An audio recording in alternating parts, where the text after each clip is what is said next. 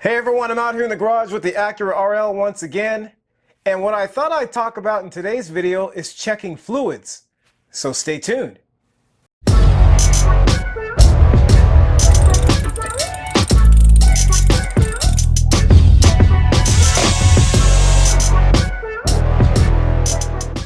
So what I'm going to be talking about today is fluids on the Acura RL. What we're going to do is basically go over checking fluids. I do that periodically, probably about every 3 months. I'll check the fluids to make sure that they're up to par, whether that be fluid level or quality of fluid. So we're going to talk a little bit about that. Now I'm not going to get into changing fluids or get more in depth about the fluids themselves. We're just going to talk about something you would do like on a Sunday afternoon. Maybe you're preparing for work that next week. You want to check all your fluids and make sure they're good to go. So let's get into it. Alright, so before we can do any fluid checks, we want to make sure the car is on a flat level surface. That is a prerequisite for checking any of the fluids on this car. So the first fluid we're going to check is the transmission fluid, and that dipstick is right here. You want to do that when the engine has just been turned off because it should be warm. I am actually going to be checking it when the engine has been turned off for probably about a half hour. So that's because I've been setting up for this video and it has gotten cold. So I'm going to pull the dipstick out right there. First thing I'm going to do is wipe it off and then put it back in, all the way in.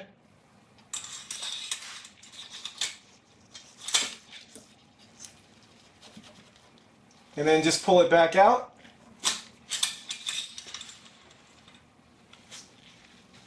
And there's our level right there. Hopefully you can see that. It is a little bit low. It should be at the top of this little rectangle mark here. It is down here near the bottom. So that is a little bit low. We're going to add some fluid in there. So the fluid that's recommended on this car is Honda ATF Z1. They no longer make Honda ATF Z1, and that's been superseded by ATF DW1. So we're going to actually add a different fluid because I don't have either one of those fluids with me. So this is a fluid that I've used before. This is Castrol Transmax Import Multi-Vehicle. I've used this before without any issues with any of these Honda cars. But it's best to use the Honda ATF fluid if you're going to be changing the fluid or adding new fluid into your transmission. Alright, so I've got a funnel. I'll just put that in there.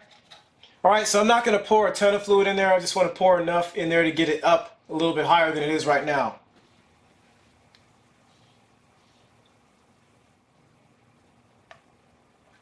That's probably good enough. And as you saw, the transmission fluid was nice and red. That's what you want to look for. If your fluid is turning really dark, then you are way past due most likely. Make sure you check the schedule on changing the transmission fluid. It should be, I think it's every 6 years. Don't quote me on that, I have to look that up. But in my case, I think I've just changed it, I think about 4 years ago, so we should be in good shape. If you're noticing that the fluid level is dropping sharply after refilling it, you most likely have a leak. Leaks oftentimes will show up as spots on the ground under the car, but UV dye also can help locate hard to find sources of leaks. Alright, so the next fluid we're going to look at is the engine oil. Now that should be checked probably at least 5 to 10 minutes after the car has been turned off. You want to give it a little bit of a chance to cool down. So we'll pull this out. This is the dipstick right there, this orange one. Just pull this out. And once again, just wipe it off. Put it back in. And then take it out. And you can see right there, it is a little bit low. So we talked about this in the engine oil replacement video. That is the min mark right there. This is the max mark. So we are a little bit low. Alright, so I've got a funnel. I'm going to add a little bit of oil to this. Of course, you want to check the color. So the color should look like that when it's new. As you can see there, kind of a honey color. I think that's good enough right there. Take our funnel out. I'm going to put this back on now. I think I'm just going to leave it as is. I'm going to change the oil probably this weekend anyway. I don't want to forget to put the cap back on though. That's about all I look for when I'm changing oil, just a really quick check on the car. So let's move on. Alright, so the next fluid we're going to look at is power steering. So that's the canister right there for the power steering fluid. There are some graduation marks on the side, one for min and one for max. To check the power steering fluid, that's all you really need to do is take a look at it on the side. Now this one is a little bit low on fluid, and that's because I have a power steering leak. I think one of the hoses down here, I think it's the high pressure hose right over in this area, right down in here, is actually leaking. So I'm going to have to replace that. We're going to put some Honda power steering fluid in there. That's what it looks like. Take the cap off. Pour this in there so I can get it in there without spilling it. So that's the power steering fluid, and we'll move on to the next one. Next, we're going to look at the brake fluid, and along with the transmission fluid, those are probably two of the fluids that are neglected the most, and those are probably two of the more important fluids actually in your car. So here's our brake fluid reservoir. And you can see we've got a max line right there and a min line. I've talked about this several times in the brake videos, and I'm actually going to be bleeding the brake system on this car, so I'll do a video on that and I'll show you that process. I showed a little bit of that in the rear brake caliper video, so I'll point to that video, you can check it out. But the first thing I want to check obviously is a level, so max is right there, min's right there. We've got our fluid up to the max line, looks good.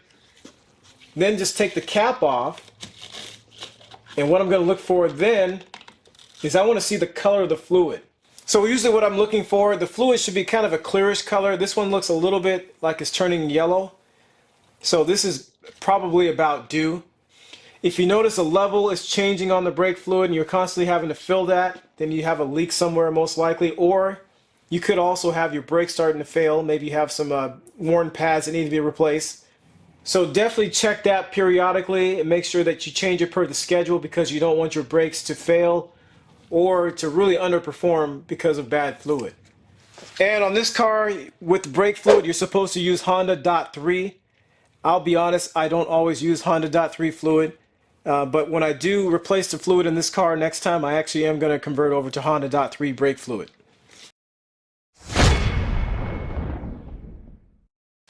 Alright, so the last fluid we're going to look at is coolant. And there's a reason for that. That needs to be looked at when the car is cold.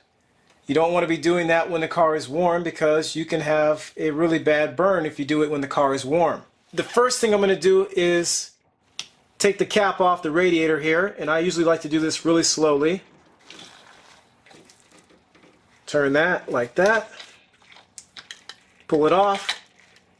And what I'm looking for in there is make sure that there's actually some coolant near the top of this filler neck here. Looks good. So I'll put the cap back on. Next, I'm going to check the reservoir. So there's a reservoir, you can see the hose right here that goes from the reservoir over to the radiator. So unclip this hose from the battery tray. Take this out. Set that aside, and then just pull the reservoir out. And again, we're looking for a min and max. This one is a little bit over max. That looks pretty good though. Also, you're going to look at the color. So here is the color of this fluid. Kind of a bluish color. You can see that. That looks good. The one thing about coolant, this is a telltale sign a lot of times for a head gasket problem. So when I first bought this car and I got it home, I had to trailer it home because it had a blown head gasket. And the coolant reservoir had oil and coolant mixed in it. It looked like a milkshake. If the coolant level is going low, a lot of times that means you have a leaky hose, or maybe you have a crack in your radiator. Definitely check your coolant periodically, and if the levels are going low, then you got a problem, and I would address that right away so you don't have your car overheating on you. The recommended coolant for the RL is Honda Type 2. I have on occasion used Pentos and Pentofrost A3 in a pinch, and my understanding is that they're very similar, if not the same.